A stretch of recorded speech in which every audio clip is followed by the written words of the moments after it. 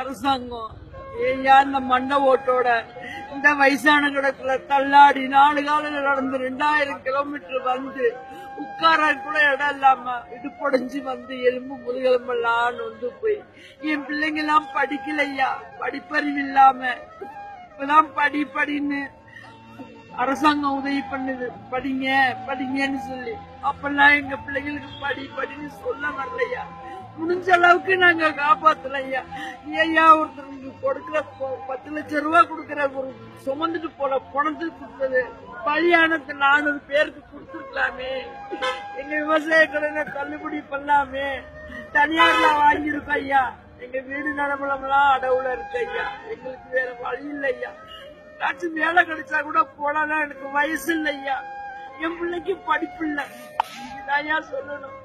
ஸ்டூடெண்ட்டுங்க 4 நாளா எங்களை பணியிலையும் அவங்களும் பணியிலையும் பார்க்காம பொதுவெளியும் பார்க்காம ஸ்டூடெண்ட்ஸ் இவங்க எல்லாம் வந்து எங்களுக்கு ஹெல்ப் பண்ணி எங்களுக்கு ஆதரவு தெரிவிச்சாங்க. ஆனா அவங்க இல்லைன்னா எல்லாரும் பெட்டின ஹாஸ்பிட்டல்ல கொண்டிருப்போம். எங்களை பார்க்க ஆள் இல்லை.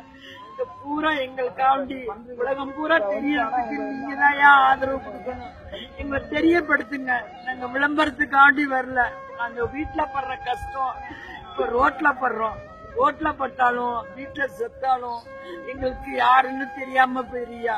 கடனுக்காக கேட்டா புருஷன் முண்டக்கு சண்டை, மாமியா மாமலர் சண்டைன்னு சொல்லுவாங்க ஐயா.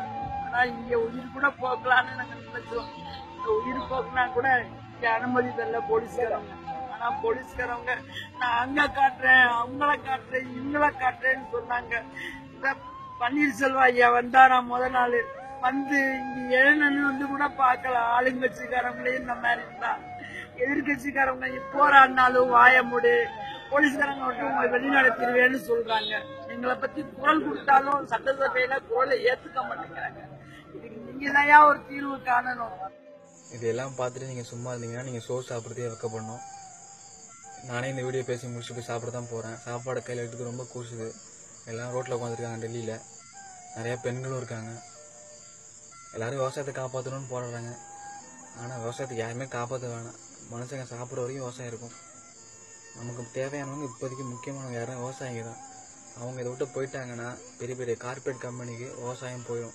ஸோ அப்போ தான் நமக்கு விவசாயிகளோட அருமை புரியும். ஸோ முடிஞ்ச அளவுக்கு உங்களுக்கு இது எல்லாமே தெரியும்.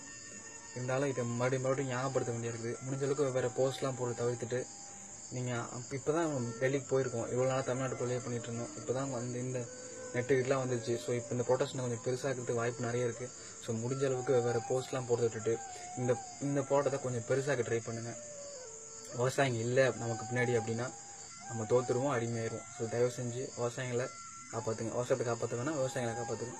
அவங்களோட கோரிக்கைகளை நிறைவேற்றத்துக்கு நிறைய பேர் வச்சுருக்காங்க பதிலாம். ஸோ அதெல்லாம் வெளில வரணும் அப்படின்னா நீங்கள் இந்த கொஞ்சம் பெருசாக்கணும். ஸோ அதுக்காக அந்த போஸ்ட்டு நீங்கள் பண்ணுவீங்கன்னு நம்புகிறோம். நன்றி.